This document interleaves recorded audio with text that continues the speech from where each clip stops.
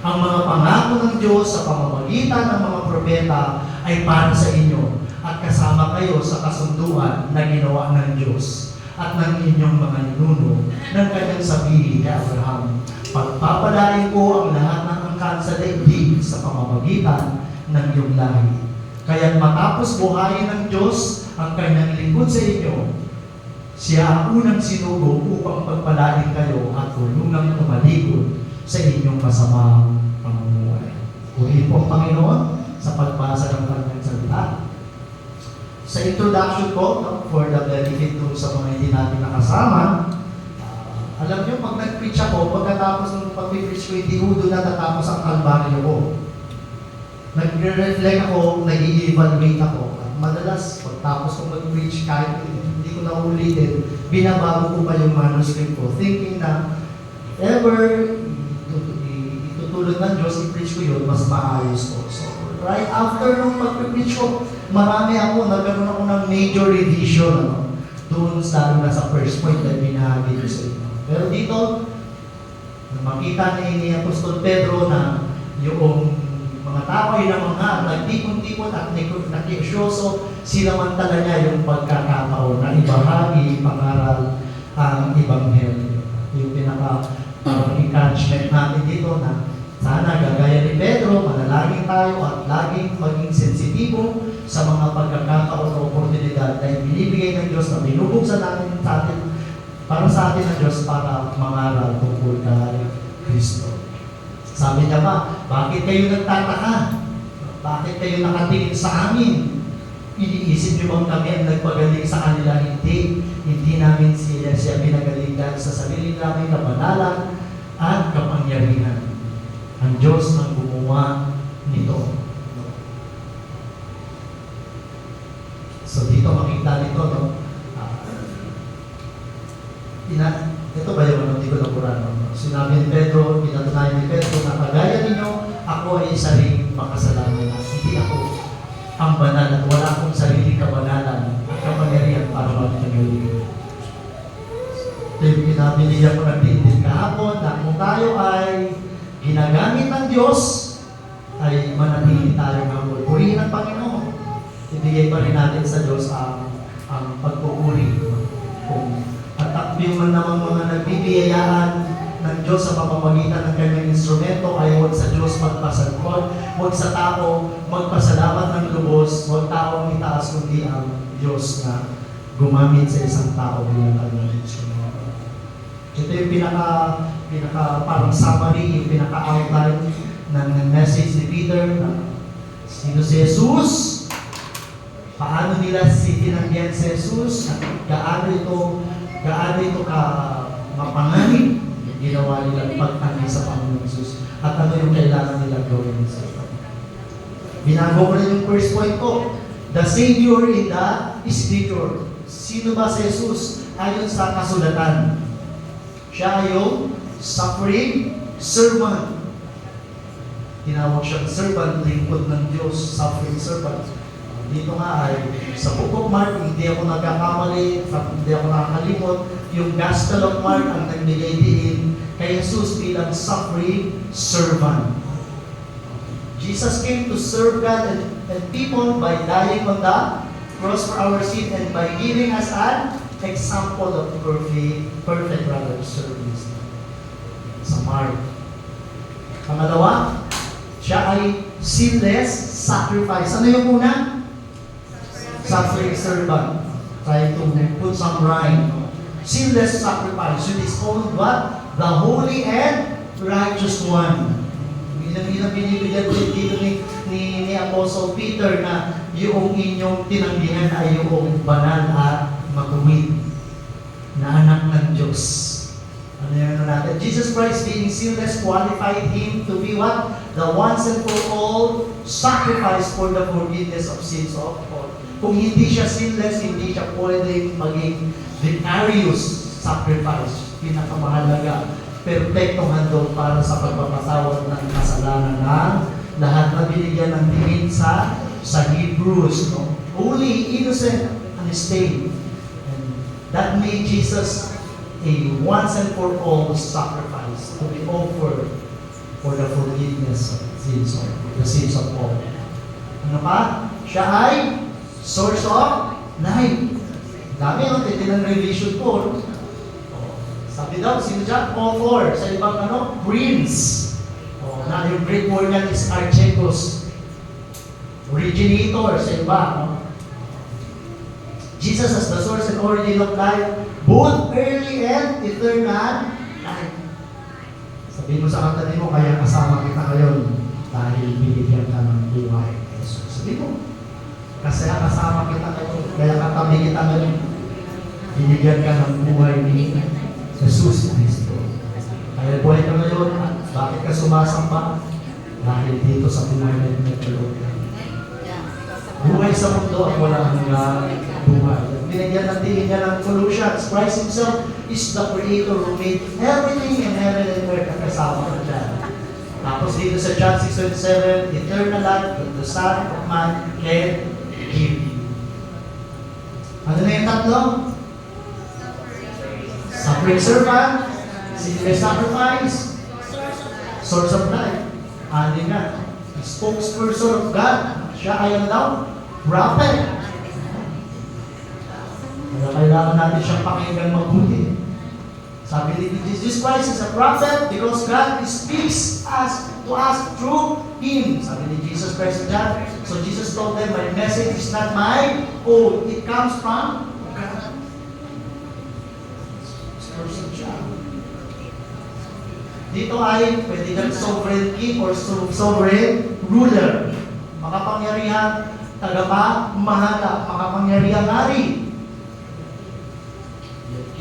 Pinag-aralan natin yan, si Samuel, inanoint siya, at yung anointing sa kanya, ito magsisimula yung mga hula ng mga propeta, na yung paglilipat sa kanya ng pagiging hari sa bansang Israel ay mga kahulugan na yung kanyang kaharian ay mananatiling magpakailanman. Yun ay magkakaroon ng katuparan sa pamamagitan ng Panginoong Jesus. Jesus, the eternal King, will reign throughout eternity. Sabi dito sa Luke, Son of God, the Lord, sabi kay Mary, the throne of His ancestor David, and He shall reign over Israel forever. His kingdom shall never end. Source of all blessings. I will bless those who bless you and curse. Yung sinabi niya, kinod niya ito, kinod niya ito, quoting from the Genesis chapter 18, hindi ako nagkakamali. Meron siya dito. Nagkaroon ng parang progressive revelation dito. Dito sabi, I will bless you. Dito mas naging specific. Magmumula yung katuparan nito ay dahil magmumula sa iyo yung binhi. At sino yung binhing yon? Sino yung binhing yon? Si Jesus. At sa Kanya, kay Jesus, nagmumula ang lahat ng pagpapala. Jesus is the source of all blessings, both material and spiritual. The thief comes only to steal and kill and destroy. I came that they may have life and have it abundantly. Amen? Gusto ng Diyos na pagpalain ka. Parang hindi kayo masaya. Gusto ng Diyos na pagpalain ka.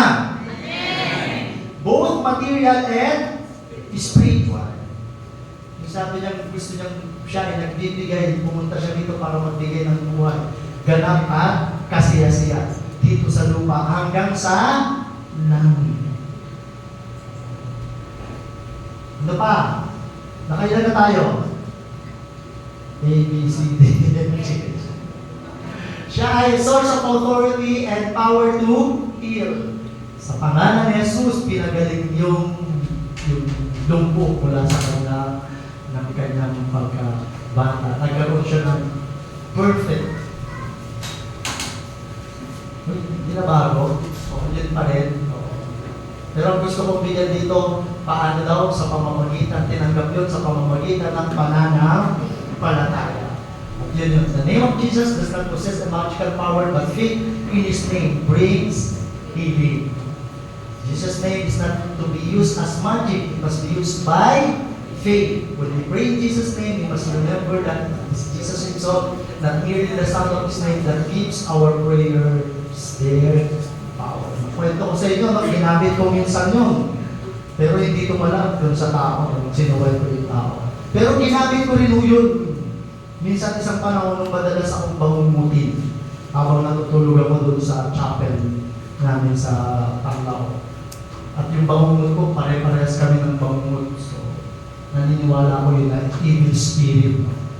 At sinabi ko, sa pangalan ni Jesus, wala kang kapangyarihan sa akin. Hindi mo na ako pwede itakulay. After that, hindi na po ako binangungot. Talagang makapangyarihan ang pangalan ng Panginoon. Pero dapat talaga itong gamitin ng nararapat at wastukan sa tamang pagkakataon. Hindi para bang magic word lang yun. Bigla mo na lang na ibulalalas. Kailangan ng pananampalataya kay Jesus mismo na siya makapangyarihan sa lahat. Ulitin na nga natin ang aming mga sino si Jesus? Based dun sa message, sa preaching ni meron ba akong pang-premyo ulit? Meron ulit, may pang-premyo? Marami? Sino yung magre-resign? Ha? Next week na lang? Meron prize. May prize. Ang may prize daw, may dala. Seryoso sila na may prize. Meron, bibigyan ng prize. Walang makasulat, walang takta ko yung kote ko. Bukas magpasok ko, may recitation kami. Sabi ko sa mga estudyante ko, walang kote ko. Memorize the first 20 perfect square numbers. Not more than 1 minute. Kasi radical sa class namin. Ewan ko nakaka-relate ko sa akin. Perfect square numbers. Meron? Pag wala, tutuloy na ako. Walang gusto ng premyo. Meron? Sir, may kote ko yan. Alam nyo, napakaganda ka lang natin yan. Memorize natin yan. Kasi yan yung ating mga hawakan sa iba't ibang hamon ng buhay na haharapin natin mamaya at sa mga susunod na pagkakataon. Amen? Pag alam mong si Jesus ay source of blessing, kanino ka hihingi? Hindi kay Jesus. Hindi kay Buddha. Hindi kay Bombay. Diba? Kung alam mo si Jesus ang source of power and authority to heal, kanino ka lalapit? Di kay Jesus, hindi sa albularyo. Diba?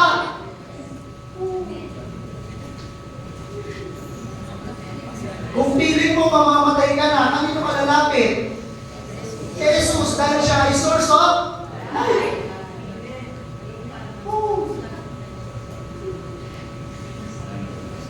Kung ba't naghihirap ka, o kaya may ginagawa kang sakripisyo para sa Panginoon, naglilingkod ka at meron ka bang naranasan paghihirap, magandang alalahanin mo na naunang naghihirap si Kristo para sa iyo. Amen? Pagka sinusumpong ka ng magmamataas dahil ginagamit ka ng Diyos bilang instrumento, mapalalahanan ka dapat mo yung servant na. Meron na, wala. Tuloy na lang, tuloy. Wala, tatagal ng tayo. So ito yung pinakaparang summary ng first point. Peter both confirmed the great gospel truth that they were to preach to the world. That Jesus Christ is what? The fountain of all power and grace, and also the great healer and Savior, and commended the great gospel duty of faith in Him. Para maranasan natin yung mga bagay na ito. Ito ang ating kailangan gawin. Ito, sabi doon sa isang translation, yung pananampalatayang ipinagkaloob sa atin na Diyos. Pati yung faith, pananampalatayang pinagkaloob sa atin ng Diyos. As the only way of receiving benefits through Him. In this way, Peter preached Jesus to them and Him crucified. Hindi lang sabi ng Apostle Paul, for I decided that we will not speak only of Jesus Christ and His death on the cross. Sa ating pangangaral, sa ating pagbabahagi ng Ebanghelyo, isa lang ang ating ipangangaral. Si Jesus na namatay sa pamamagitan ng pagkapako sa krus para bayaran ang ating kasalanan at tanggapin ng lahat ng mananampalataya sa Kanya ang lahat ng pagpapalang nais niyang ipagkaloob sa kanila. Amen? Nararanasan mo ba yung mga pagpapala? Tinanggap mo na ba si Jesus sa iyong buhay?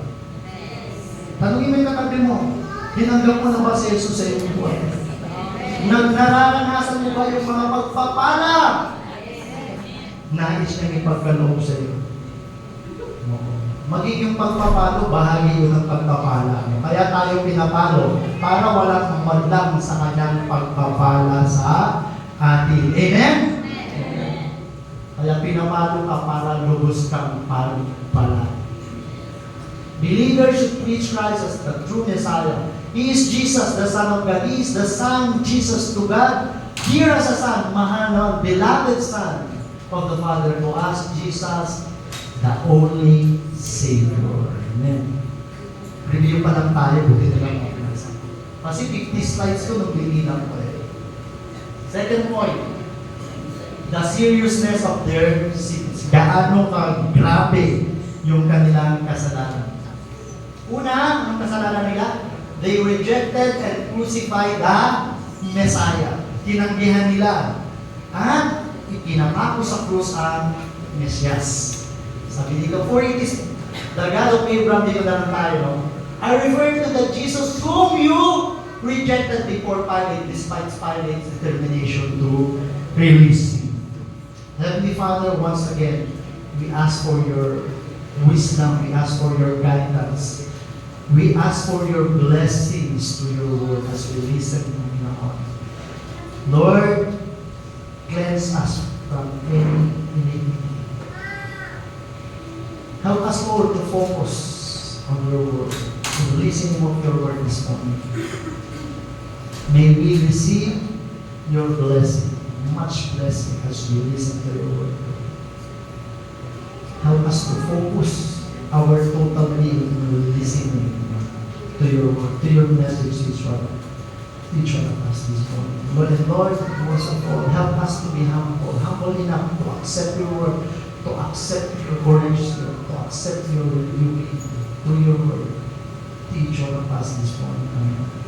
Help us to be humble enough and be willing to obey whatever you want us to apply in our lives, in every situation of our lives. Bless your messenger, O Lord, and bless these people who will listen to your word. In Jesus' name we pray. Amen.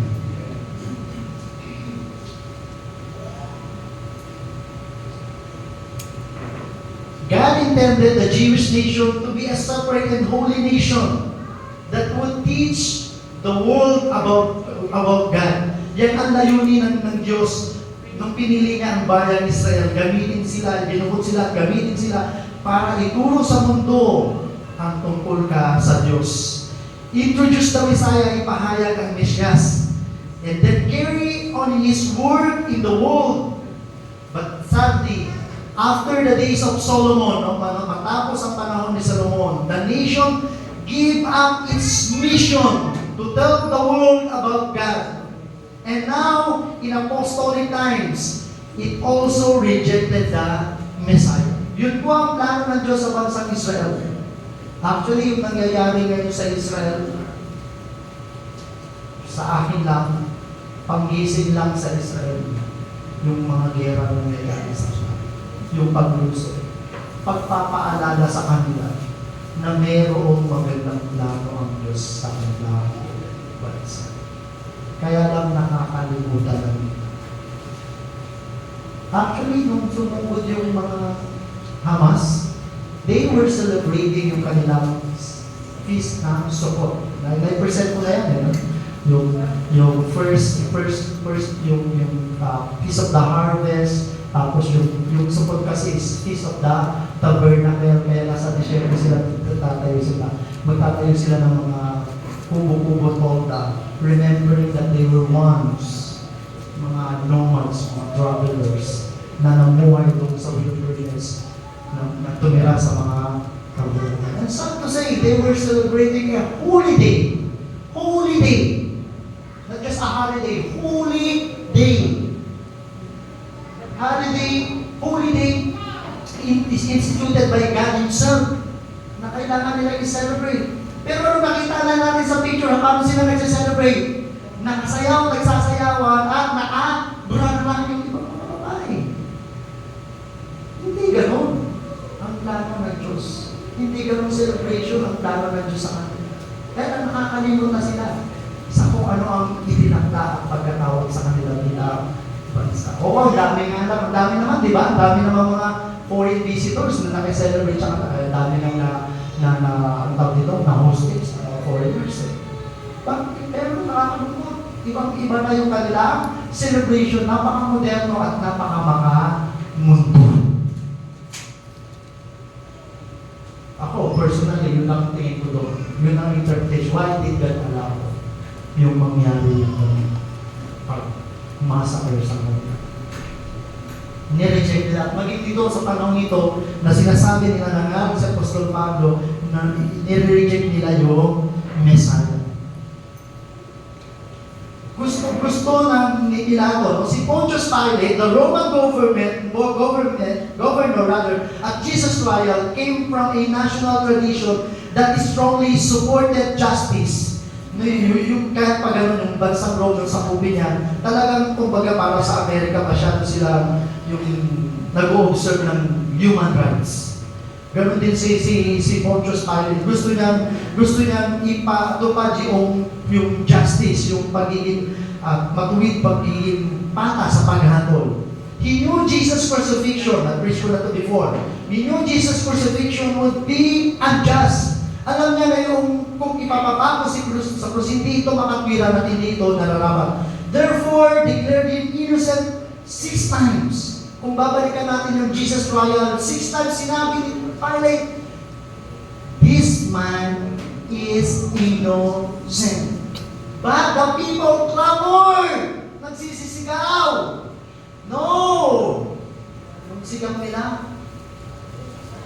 Release Barabbas and crucify Jesus. Nakakalungkot doon. Dineclare siya. Kahit pa ganun, hindi sila nakinig. Si Pilato naman, nawalan din ng paninindigan. Hindi ito isa na message ko na yan. Naging siya rather sa clamor ng mga tao. Ano yung una? They rejected and crucified the Messiah. Tapos, instead, they released a criminal and murderer. Crucified the Messiah, RCN, released a criminal and murderer. You didn't want him to imprint this holy righteous one. Instead, you demanded the release of a murderer. Sabi, no? Pilate decided to release Jesus, but the people had clamored. Sumisigaw to have Barabbas released instead. And you killed the author of life. And you killed the righteous, the holy and righteous one. Grabe yung kanilang kasalanan. When Peter said, you, sabi niya, you. When Peter said you, he meant it literally. Jesus' trial and death had occurred right there in Jerusalem. Only weeks earlier, no? Yung preaching na ito, naganap, ilang linggo pa lang ang nakalilipas matapos itapos si Kristo sa krus. It wasn't an event of the distant past. Hindi ito matagal ng pangyayari yung pagpapapako kay Kristo sa krus. And most of these people had heard about it. Alam ito ng mga tao, narinig nila ito. And some, ito yung maganda, no? Ito yung dapat natin. And some had probably taken part in condemning Jesus. At ilan dito marahil sa kanyang mga tagapakinig ay nakibahagi sa pagpapapako kay Kristo sa krus. Kaya sinabi niya, you!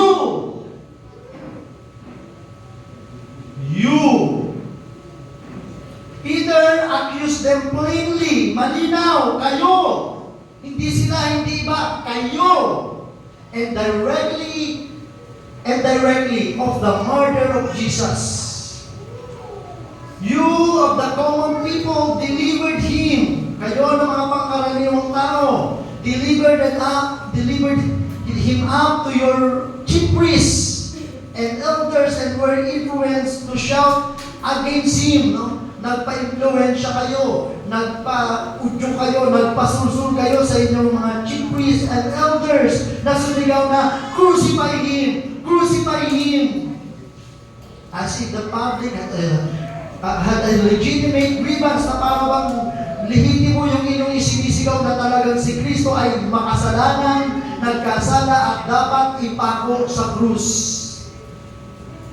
You disowned Him and could not look on Him as the Messiah.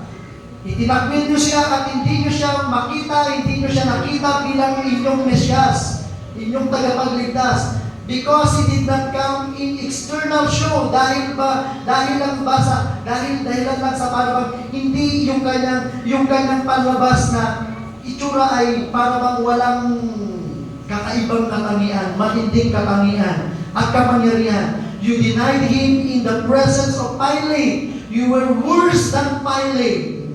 Gusto niya sabihin, mas masaol pa kayo kay Pilato, na si Pilato gusto siyang palayain, pero kayo kanyang mga kababayan, kayong dahilan na kung bakit siya sinugo bilang Mesyas, kayong bayang pinili, kayo pa ang nagpapako sa kanya kay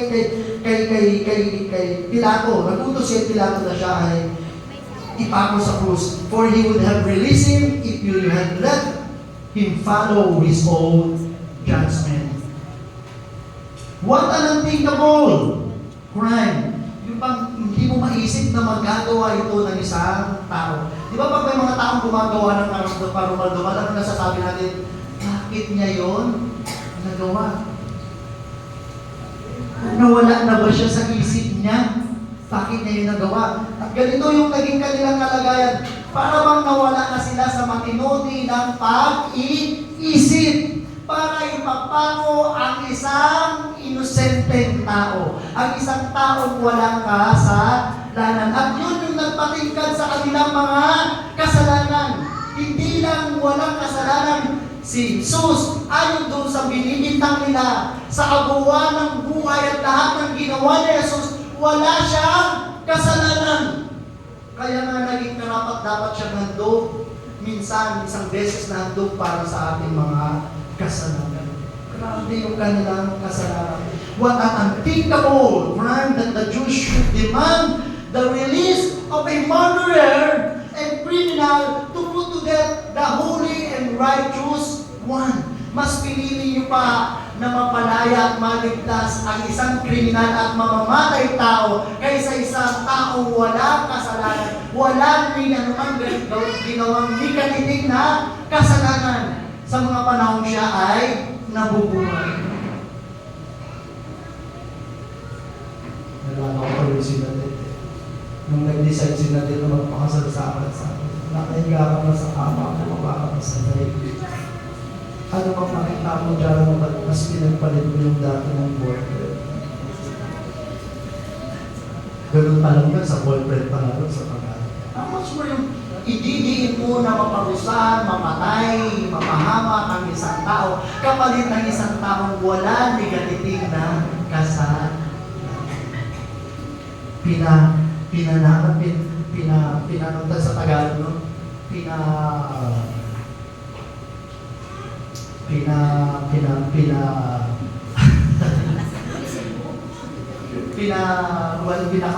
Nawala na sila ng kahit kaunting katinuan sa pag-iisip. May tamang Tagalog din. Pinanawalan nilang. Nawala na yung katinuan. Para ba magtatanong ba, nasaan na yung katiting na nakakabag sa kanilang puso? Nawala na yung katiting ng mercy sa kanilang puso. The holiness and justice of the Lord Jesus, which are something more than His innocence, yung kanyang higit, yung kanyang pagiging banal at walang matuwid na nakahigit na lang sa kanya, nakahigit na lubos sa kanyang pagiging inosente doon sa kanilang ibinibintang. Greatly emphasize the sin of those pinanawan, nawala na yung katinuan, nawala na yung kahit kaunting habag sa kanilang mga puso. Greatly emphasize the sin of those who put him to death. You decide the murderer to be released and you demanded that Christ be crucified. You preserve a murderer, a destroyer of life, but you destroyed the Savior, the author, the source of life. You killed the Prince of Life, and so not only rebelled against your own mercies, but also abandoned them. Yung pinanawa na ng kahit man lang kakaunting habag sa kanilang puso. Nireject nila yung magkaroon sila ng awa, tinabandona na nila yung damdamin ng pagkaawa sa isang tao. Tanungin mo katabi mo, minsan ba ginawa mo na yan? Kumuha ka ng isang bagay na para bang hindi mo inisip yung magiging resulta nito sa iyong kapwa para lang masunod ang iyong gusto. Pinanawan ka na ng katinuan, ng kabaitan, ng kahabagan sa iyo. Naisip nyo, meron ba pagkakataon, inisip mo lang ang gusto mo, kahit meron taong masasaktan, mapapahamak, nawalan ka na ng tinatawag na pakikialam para sa kanyang kapakanan. Pero ganun sila. But the good news is, God brought him back to life again. John and I are witnesses of this fact. We saw him alive. We thought the Prince of Life could be deprived. No? Inisip nyo, pwede siyang pagkaitan ng kanyang buhay, deprived of his life. But we are all witnesses of his resurrection. Yun ang gusto sabihin ni Apostle Peter. Peter's confident, yung kanyang pananalig and forceful declaration ng malakas na pagpapahayag was a clear defense. Ito ay maliwanag na pagtatanggol and defense of and provided further evidence for Christ's resurrection. Sabi niya, John and I are witnesses. Peter's claim was undeniable. The Jews never showed any evidence such as Jesus' corpse to disprove it. Napakalakas ng loob ni Apostle Peter na sabihin ito, na totoong nabuhay ang Panginoong Yesus at saksi kaming dalawa. Hindi lang kaming dalawa, marami kaming mga saksi na nabuhay. At kung gusto nyo itong pasubalian, sige, ipakita nyo ang bangkay ng Panginoong Yesus. At alam naman natin sa kwento, wala silang makakapakita dahil totoong nabuhay ang Panginoong Yesus. Kaya ang ginawa nga ng mga leaders, ng chief priest, sabi nila, sinuhulan nila yung bantay na ipakalat yung kwento na kaya nawala ang bangkay ni Jesus ay hindi siya dahil nabuhay, kundi minapo ang kanyang bangkay ng kanyang mga alagad. Kung totoong ninakaw yun, makikita nila yun. Magaling ang intelligence ng mga Roman soldiers. Pero wala silang maipakita na bangkay ng Panginoong Jesus dahil totoong siya ay nabuhay na muli. Amen? Dahil totoo ang Panginoong Jesus natin ay nabuhay na muli. The religious leader thought that they had put an end to Jesus. Akala nila, natapos na nila si Jesus, tinapos na nila si Jesus when they crucified Him. But their confidence, yung kanilang katapangan o kumpiyansa was shaken na yanig when Peter told them that Jesus was alive again and that this time they could not harm Him. At sa pagkakataon ito, hindi na nila pwede pang ipakong muli si Kristo sa krus sapagkat si Kristo ay nasaan na? Umakyat na sa langit. Wala na silang pwedeng gawin kundi ang mag-chismis. Ano yung chismis nila? ninakaw ng mga alagad ni Kristo ang kanyang bangkay. Kaya ito nawawala. Ganun naman tayo, di ba? Pag hindi natin kaya sa suntukan, sa harapan, tataliguran natin, chinismis natin, ibabakal natin. Sabi mo katabi mo, ganun ka ba? Hindi mo kaya harapan. Hindi mo kaya galawin. Kaya yung tataliguran mo na lang, titirahin mo na lang lang. Ang taga-sabi nga lang, ano yung term doon? Backstabbing. Sinasaksak sa likod kasi hindi kaya ng sawayan. Ako. Wala na silang magagawa. After pointing out the sin and injustice of these leaders, Peter showed the significance of the resurrection. God's triumph, yung kanyang tagumpay and power over sin. Dahil si Kristo, bagamat ipinako sa krus, ay muling nabuhay. Si Jesus ay magkapangyarihan sa kasalanan at kamatayan. Amen? Meron na siya. Binigay na sa kanya, nagkaroon siya ng kapangyarihan. Dahil sa kanyang muling pagkabuhay, nagkaroon siya ng kapangyarihan at tagumpay sa kamatayan. Ito yung paalala sa atin. Sabi dito, si Jesus ay prophet. Dapat lahat ng sinasabi niya ay ating pakinggan. Ano sabi dito? Anyone who will not listen to him shall be utterly destroyed. Lubusang mawawas. Ano yung kasalanan nilang dalawa? Ano yung dalawang points? Kasalanan nila? They rejected and crucified the Messiah. They released a criminal and pero hindi sila nagtagumpay. Nabuhay na muli ang Panginoong Hesus mula sa mga patay. At sinasabi niya, ayan na yung kasalanan nyo. Ayan na yung kasalanan nyo. At dahil sa kasalanan nyo, pagpatuloy kayong hindi nakinig sa mga ipinangaral ni Kristo habang siya ay nabubuhay pa. At patuloy namin ipinangaral bilang pinagkatiwalaan, bilang tinawag na apostol. To him shall be utterly destroyed. Lubos kayong mapapahama. Quoting Deuteronomy 18:19 and Leviticus 23:19.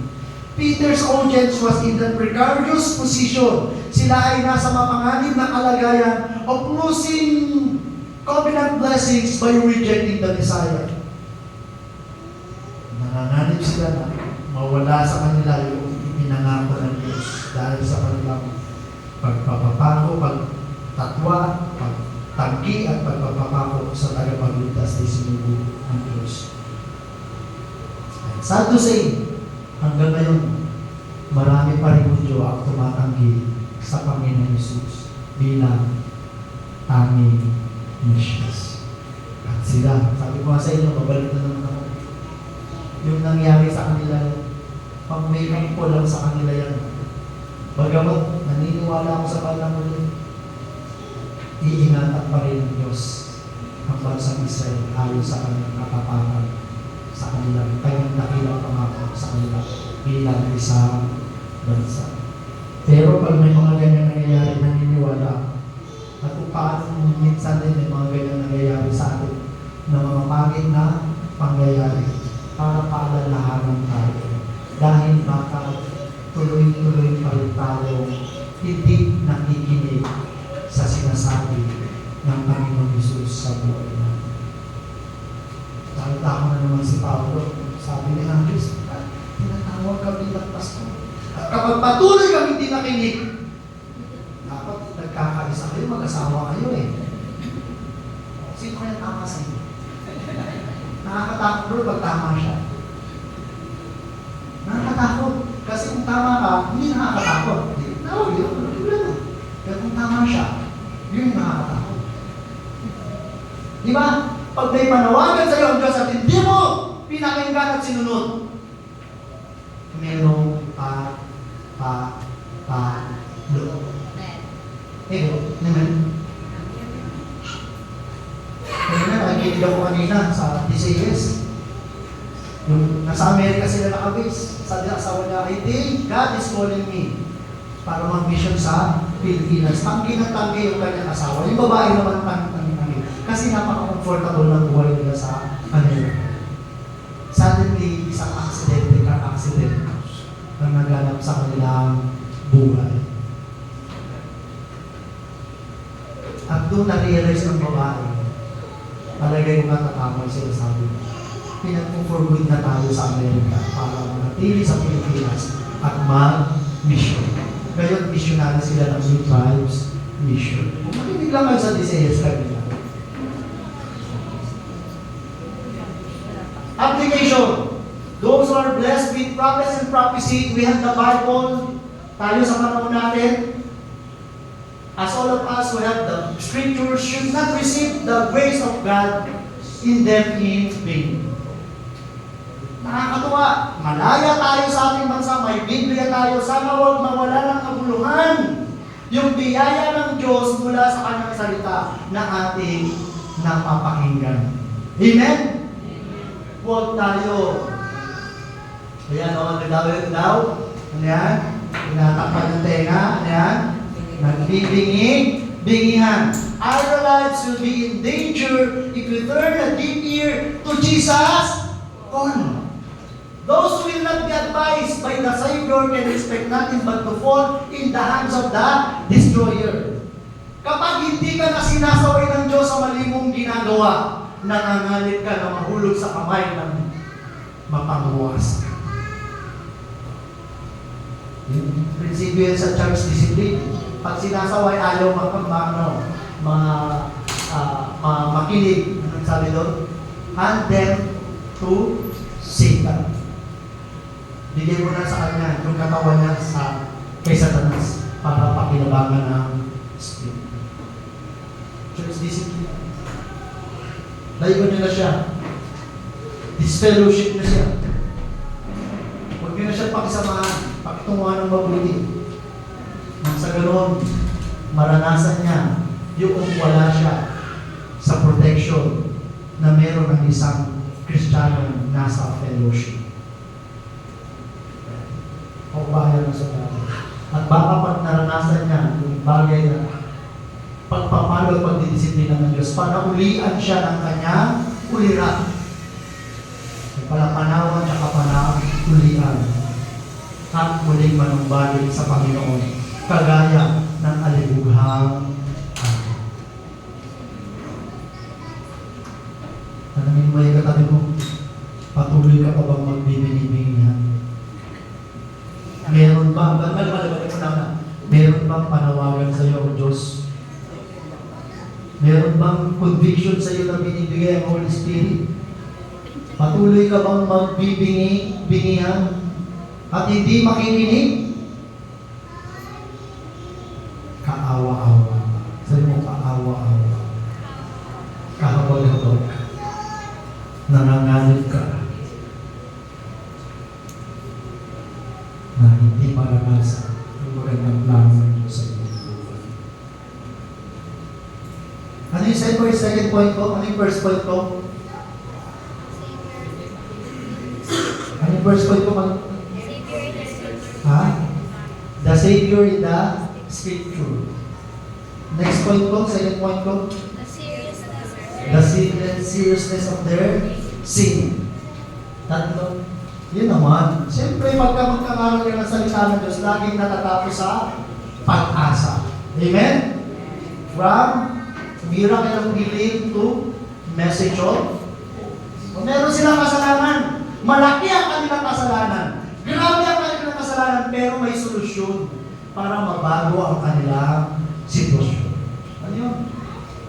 Dear brothers, I realize that you did to Jesus was that in ignorance. And the same can be said to your leaders. Natin ano? Tingnan natin.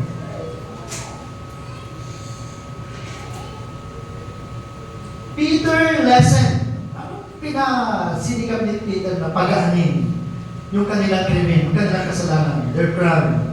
By candidly impugning, totoong iparatang na, itotoong sabihin na, Na ginawa nyo ito because of what? Your ignorance.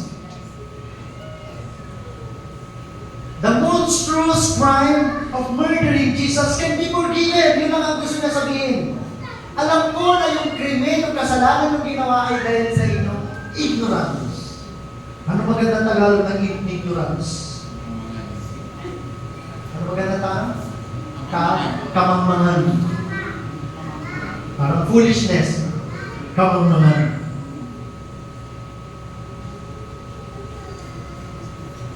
The monstrous crime, napakalaking krimen of murdering Jesus can be forgiven. For Peter admits that the Jews and their rulers did not realize that they were putting to death God's Messiah. Dahil hindi nila naintindihan na yung kanilang pinapatay, yun mismo ang isinugong tagapagligtas. Hindi nila napunan yun. Tinawag din sila ni Peter na ano?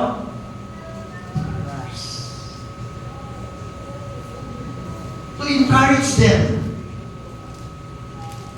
na minsan isang panahon naging kagaya nyo rin ako. Naging kagaya nyo rin ako. Hindi iba yung naranasan ko sa inyo. Nagkaroon din ako ng napakalaking kasalanan sa Diyos. Kailan yun? Nung i-deny niya ang Panginoong Jesus. Nung i-deny niya ang Panginoong Jesus. Ilang beses? 3 beses. Dinay niya ang Panginoong Jesus. Kaya namin siyang brother. He considered it necessary to lessen slightly, no, bahagyang pag-anin, the regards of the change, no? The charge rather, the regards of the change, no? The regards, yung kahirapan ng pagbabagong isip. Para mas mapadaling magbagong isip, maunawaan nila yung kanilang kasalanan. Sinabi niya, brothers, dear brothers,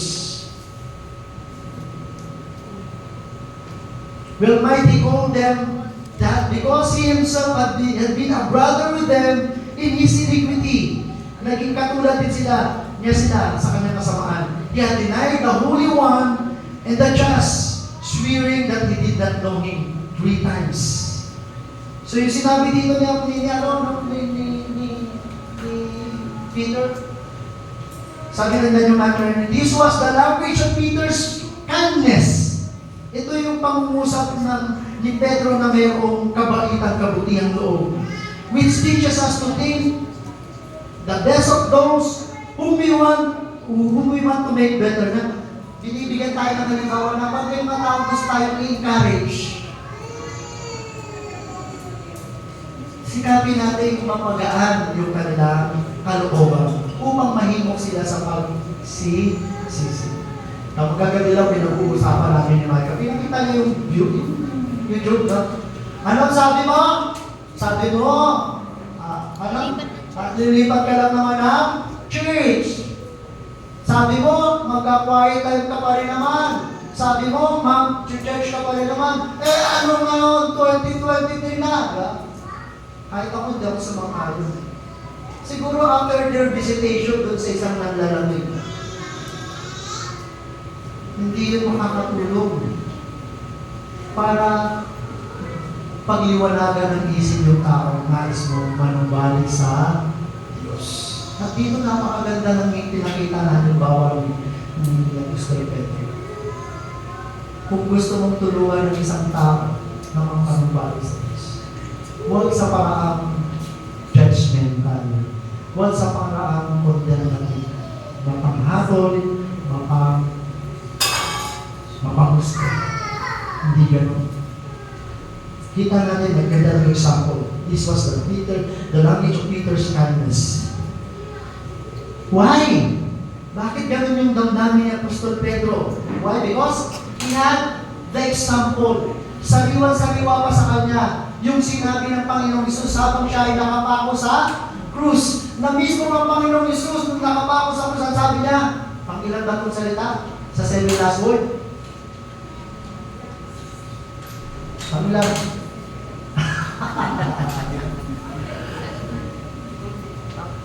Ha? Pangalawa? Pangatlo? Father, forgive them, forgive these people. Basta nasa 1, 2, 3 yan. ah. Yung isang woman, Mother, is your son.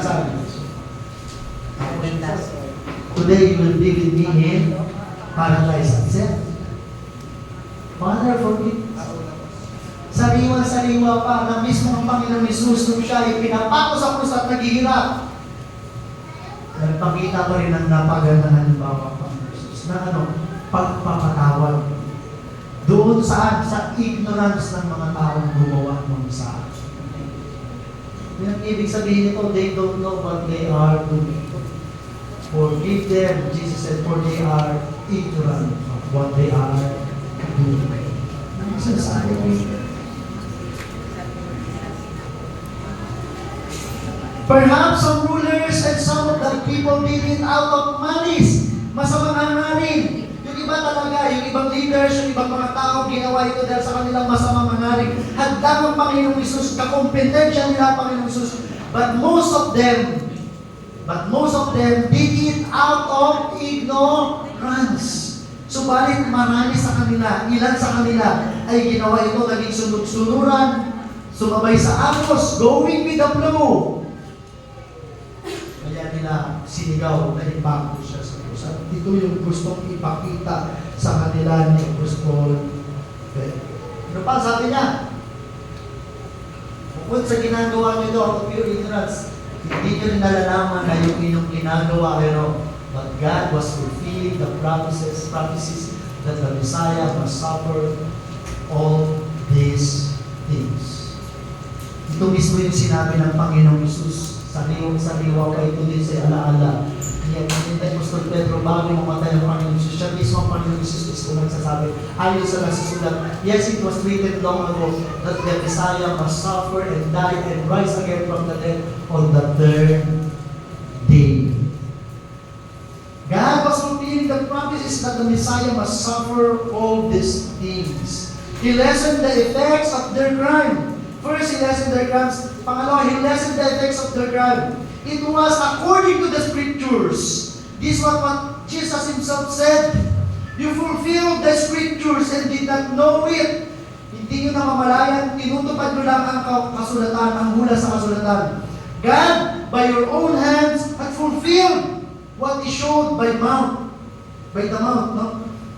Yung Diyos ay tinupad yung sa pamamagitan ng inyong mga kamay kung ano yung sinasabi ng kasulatan, sinasabi ng mga propeta mula pa sa lumang tipan. That Christ would suffer, this was His intention. Yun talaga ang plano ng Diyos, siya ay mapako sa krus para maging handog sa kabayaran ng kasalanan ng lahat ng tao. But you had your own views, meron kayong sariling isipan, pananaw, and were completely ignorant of this situation. At walang kaalaman sa nangyayari. God was fulfilling the Scripture when you were satisfying your own passions. Minsan, ang hirap tanggapin yun no? May mga pagkakataong pinahintulot ng Diyos yung isang bagay na mali na ginagawa ng isang tao para matupad ang kanyang kalooban. Peter encouraged, pinalakas ang loob, ang kanilang loob. Then, encourage them to hope that they might still find mercy. Pinalakas ang kanilang loob ni Apostol Pedro na baka makasumpong sila ng awa ng habag ng Diyos. He did only good to convince them para imukin sila. But he was careful not to drive them, hindi, naging maingat siya para hindi sila itulak o dalhin sa kawalan ng pag-asa, ma-depress, ma-despair. Bagamat sinabi niya nung una na mabigat ang kanilang kasalanan, sinabi niya ito upang magkaroon sila ng pag-asa. This is no mitigation, hindi ito pagpapagaan ng lahat ng kanilang kasalanan sa pagkakaroon ng pagkamuhi at pagsasaktal sa Panginoong Hesus hanggang sa kanyang kamatayan. But, listen, it was an encouragement to them, what? Encouragement to them to repent and hope for mercy. Itong mga sinabi ni Apostol Pedro ay para palakasin ang kanilang loob na magsisi at umasa na sila ay kahahabagan ng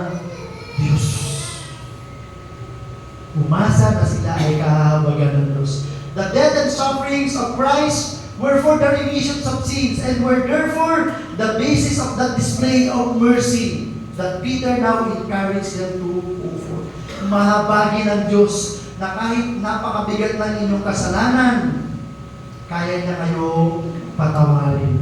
At yun yung gustong ilagay ni Apostol Pedro sa kanilang mga puso. Umasa, magkaroon ng pag-asa, nakahahabagan, nakakaawaan sila ng Diyos sa kabila ng kanilang mga naging kasalanan.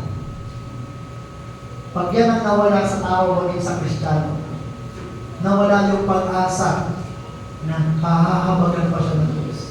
Minsan naisip mo, pag gumagawa ka ng kasalanan, patatawarin pa ba ako ng Diyos? Pag nawala yung pag-asa mo sa habag ng Diyos, sasabihin mo na lang, mabuti pa magpatuloy na lang ako sa pagkakasala.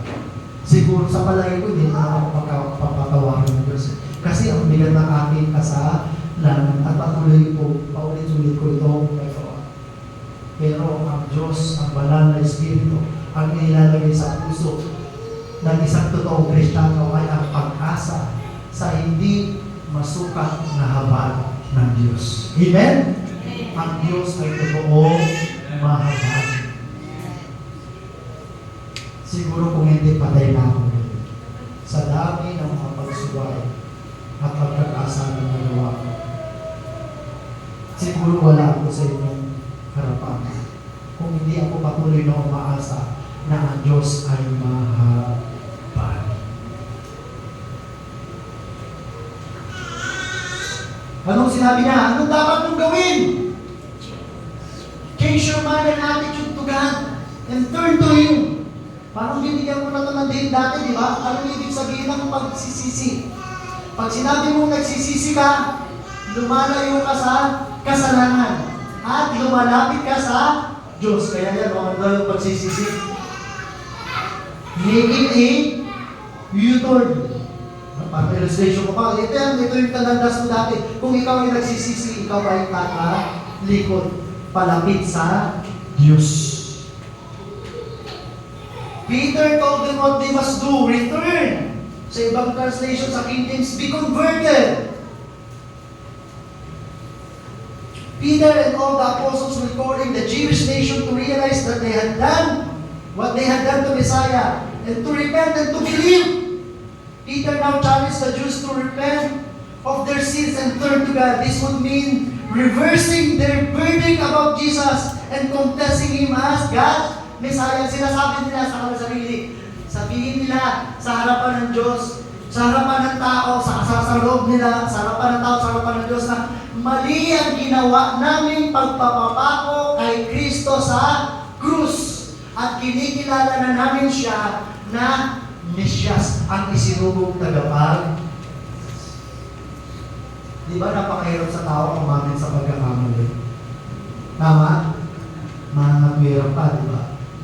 Iibahin pa yun. Kasi. Yun ang gusto lang sa kanila sabihin. Sabihin nyo na mali ang ginawa niyong pagpapapako kay Kristo sa krus at pagtanggi sa Kanya habang siya ay nabubuhay bilang inyong Messiah. At ngayon, kahit wala na siya, subalit patuloy namin siyang ikinangangaral, dapat nyo siyang kilalanin bilang tunay na tagapagligtas. Yun ang sinasabi sa kanila. They must repent. They must begin anew. Magsimula muli. Peter, who had himself denied Christ, repented siya mismo and he wanted them to do so too. Naranasan ni Apostol Pedro. Tinanggi niya ang Panginoon. Pinanumbalik siya ng Diyos. At sinasabi niya sa kanyang mga tagapakinig, ngayon ang panahon, ang tamang panahon na pinanunumbalik kayo ng Diyos mula sa inyong pagkakasa patungo sa Panginoong Jesus. Naranasan ko yan. At hindi ako pinagpiligo ng Diyos. Kinahabagan ako ng Diyos. Muli niya akong kinakay pabalik sa kanyang piling upang magkaroon ng mabuting relasyon sa tama ang maayos na relasyon. Sinabihan sila, anong dapat yung paniwalaan? Dapat yung paniwalaan na si Kristo ay propeta at ang kanyang tinuro ay mula sa kanyang Ama, mula sa Diyos na nasa langit. Dapat siyang pakinggan. Paniwalaan natin siya na siya yung binhing ipinangako kay Abraham upang pagpalain ang lahat ng bansa.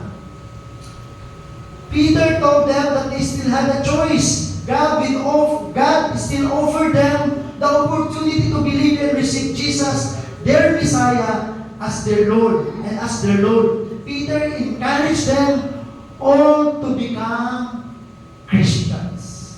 Hinihimok sila ni Apostol Pedro na maging Kristiyano, maging tagasunod ni Kristo, maging lingkod ni Kristo. At kapag ginawa niyo yun, anong mangyayari?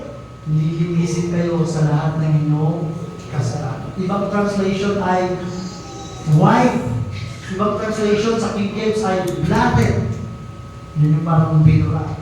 Buburahin niya ang inyong lahat ng kasalanan. Nakakatuwa. Buburahin niya. Yung sinabi kong mga kasalanan niyo, yung sinabi kong matitindi yung kasalanan, buburahin niyo ng Diyos kapag kayo ay nagsisi at nanampalataya kay Jesus bilang Mesyas, bilang tagapagligtas. At ano ba, sabi niya, pagkatapos niya kayong patawarin, ano daw? Send you wonderful times of refreshment from the presence of the Lord. Kailangan ko yung times of refreshment. Nakita ko na ba sa dyan? Paano bang dati, naglalakad ka sa init ng araw, nakabilag, hirap na hirap, pagod na pagod. Tapos mga nasupong ka na lilim ng mga puno kung saan ikaw magkaroon. At doon sa lilim na yun, meron para bang batis na nagbibigay ng kaginawaan yung lamig na totoo ba yun?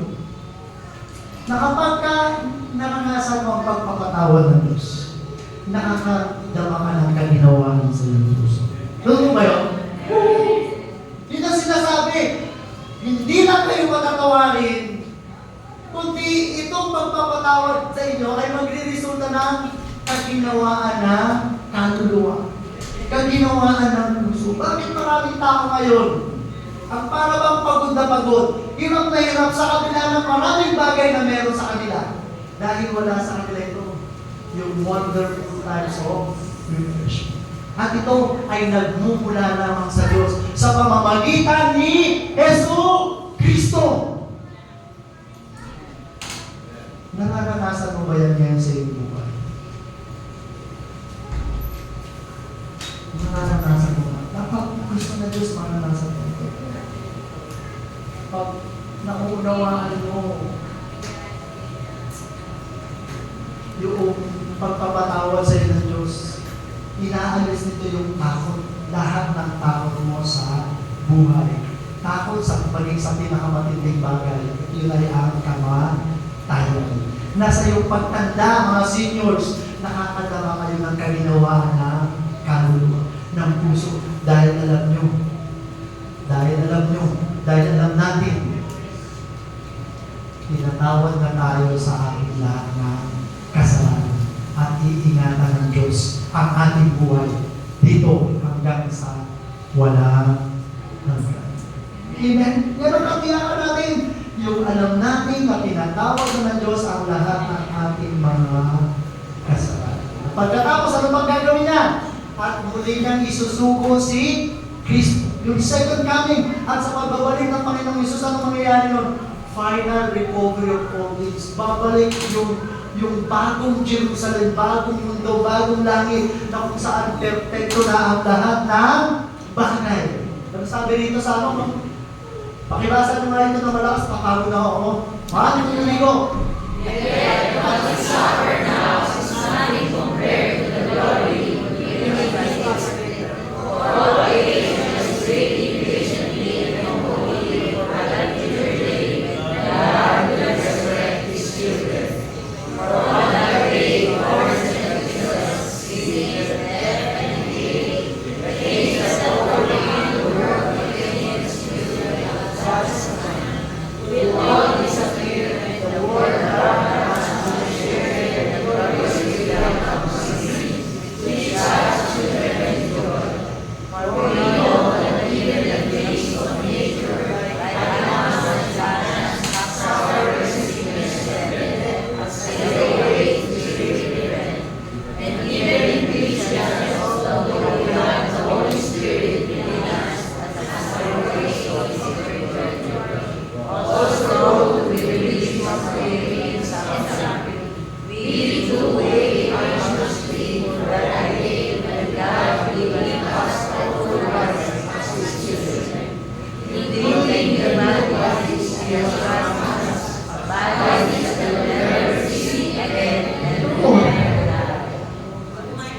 pagkatapos tayo magsisi at tanggapin si Jesus bilang Panginoon at sarili tagapagligtas, mararanasan natin ang pagpapatawad ng Diyos. At yun ang magbibigay sa atin ng kaginawaan ng ating kaluluwa at damdamin. At lubos na pag-asa sa isang perpektong hinaharap. Amen? Isang perpektong hinaharap na dapat natin panabigan. Honestly ho, may mga pagkakataon napapagod na ako. Napapagod na akong magturo habang nagpapastor. Dahil nakakapagod naman. Pero meron akong pag-asa na matatapos din ang lahat. At ako ay tutungo sa perpektong kalagayan sa muling pagbabalik ng Panginoong Jesus. Sabi ng ibang mga theologians,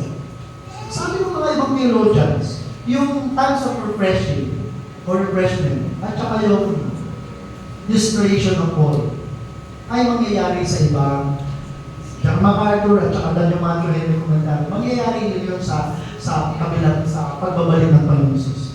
Pero yung Wycliffe Bible Commentary sabi niya, yung times of refreshment, dito yun mararanasan mo sa naniniwala ko. Kasi binalikan ko, sabi niya ng unang pangangaral niya, kapag nagsisi kayo, ano daw, tatanggapin niyo ang banal na Espiritu.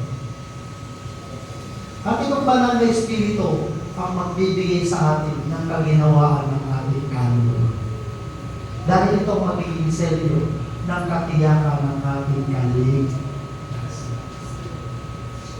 Ano sabi ng Panginoon? Naparito ako upang magbigay ng buhay na ganap at kasiyahan.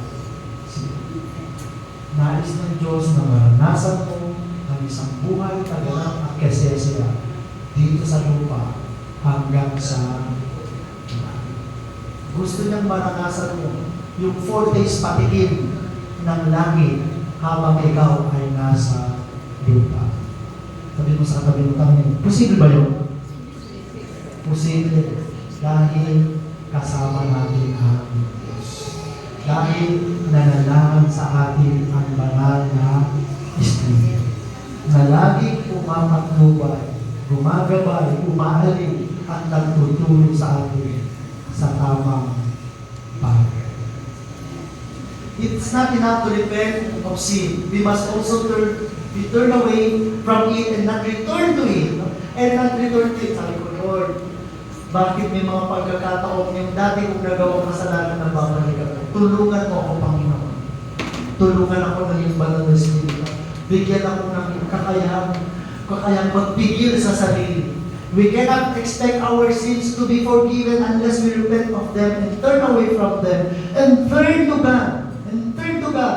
If there is no repentance, there is no forgiveness. Hopes of the forgiveness of sin upon repentance should be a power incentive to us to repent. Yung meron ng pag-asa na talaga kapag humingi ka ng tawad, ikaw ay patatawarin ng Diyos gaano man kalaki ang iyong pagkakasala ay nakapagbibigay sa atin ng lakas ng loob na totoong maging magandang isipin, makapangyarihan isipin mo, pakinamang para talagang totoo tayo ay sisi. When we repent, God promises not only to wipe away our sins, but to bring spiritual refreshment. Therefore, fulfill your heart, repent, and be converted, because Christ is ready to fulfill His part by turning you from your iniquities and thereby bless you. At yung sa katabi mo, gusto mo bang maranasan ang masakit ng lubos ng pagpapala ng Diyos? Magsisi ka sa iyong mga kasalanan at sumunod sa Diyos. Meron na akong alam na isang sekreto para lubos kang pagpalain, lubos akong pagpalain.